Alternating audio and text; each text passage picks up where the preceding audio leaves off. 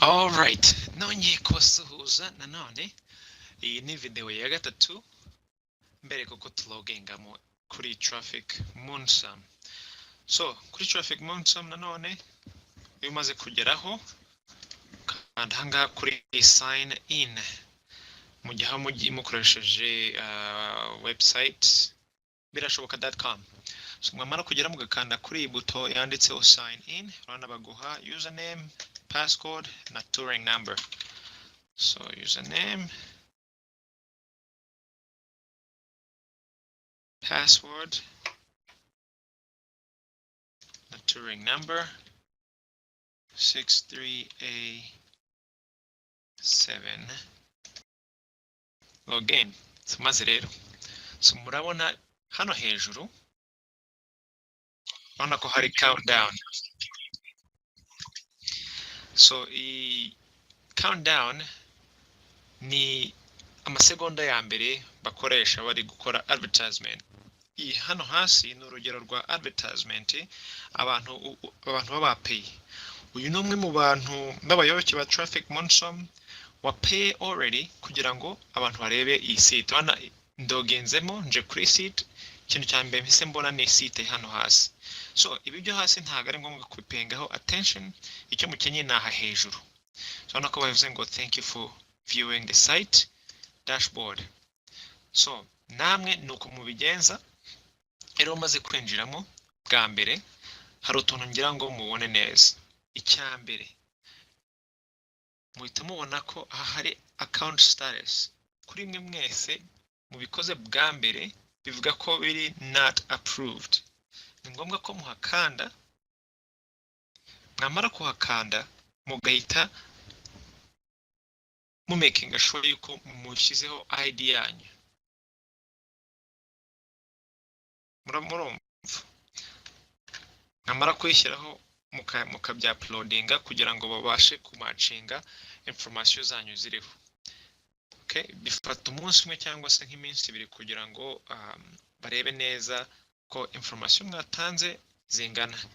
Mushaka kubaza muti kubera iki bari gushaka izo za information zindi. Urabona ko ari ibintu by'amafaranga. Hariho abantu bakoraga nk'amakonte nk'icumi 20 kugira ngo bagwize amafaranga vuba kandi ari umuntu umwe gusa. So kompanyi maze kumenya yuko harimo abantu bari gucitinga gutyo, noneho rero bashyira handi mategeko mashyashya avuga ati nimba tubonye ko ufite konte irenze imwe, swate turakwirukana cyangwa se tukublocking completely, ntongere kubasha kujyaho. So niyo mpamvu rero basigaye noneho requiring ko uzamoraho ID kugira ngo making sure ko uruvuga uri. Okay. So ibyo ni ibya mbere. Urabona iyo ugezemo hano hari za link zitandukanye, hari getting started.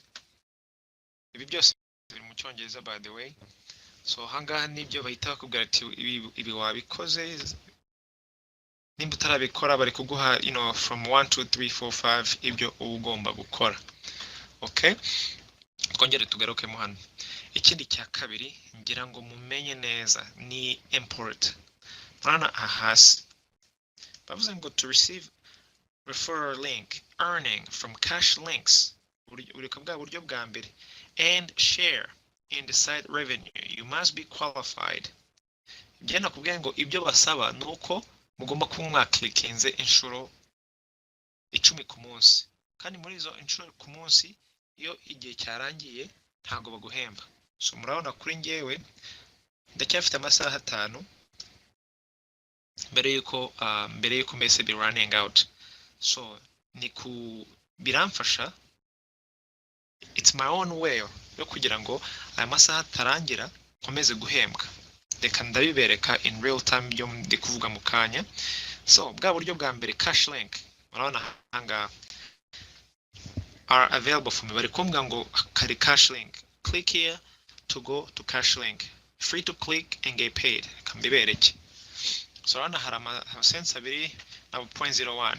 Buri gihe mbwira abantu ngo muhere iburyo mujya ibumoso. Kubera iki? Kuko abantu benshi ku isi hose bari kubikora. Murabona hejuru no dusegonda dukeya birarangiye, none bakakubwira ngo typingamo touring number 474 credit click urabona baravuze ati thank you, your click has been credited, kongera ugasubira kuri back, sibyo?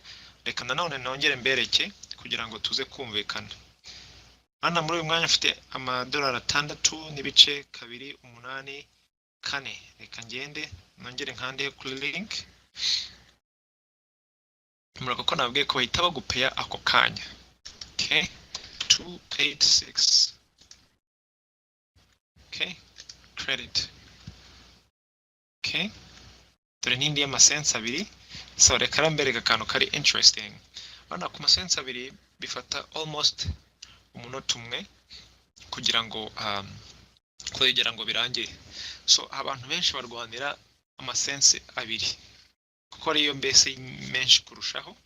So bero kuri iyo mpamvu hari ubwo bishobora kuvuga hari undi ushobora kubintanga ko yabintanze cyangwa se nanjye nkaba nakanzeho mu gihe, kuko nkuko ndi kuri computer aka kanya hari abandi bantu bicara ku ma computer buri munsi bari guklikinga kuri utu tubuto tubaha amafaranga y'ubuntu.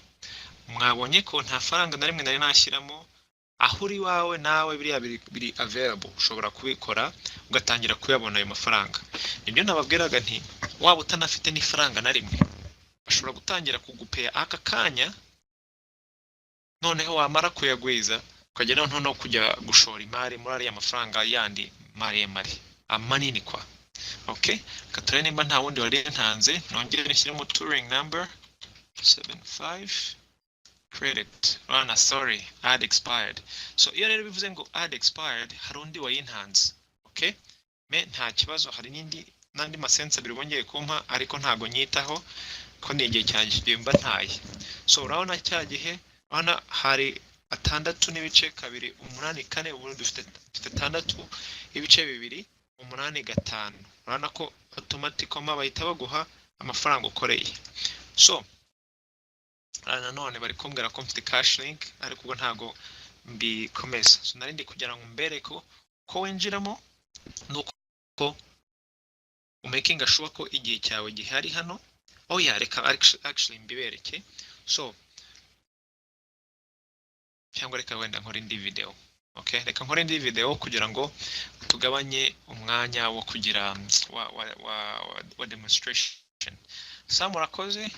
Purpose ariyo kwereka ukuntu winjiramo n'ukuntu ugomba kuba kinga sure ko wabaye approved mu gihe cyose account yawe batarayiverifya, nta n'ifaranga na rimwe bazaguha kuko bashaka kuba sure ko uri guclaiminga kuba uri. So immediately nurangiza kwiyandikisha ukinjiramo ukande kuri iyi link yawe uravuga ngo not approved, urahakanda undi wa uploading image ya ID yawe, utegereje umunsi umwe cyangwa iminsi 2 birabirangiye. Sawa, murakoze cyane, mukomeze murebe video ya 3 ngiye kubereka mu kanya.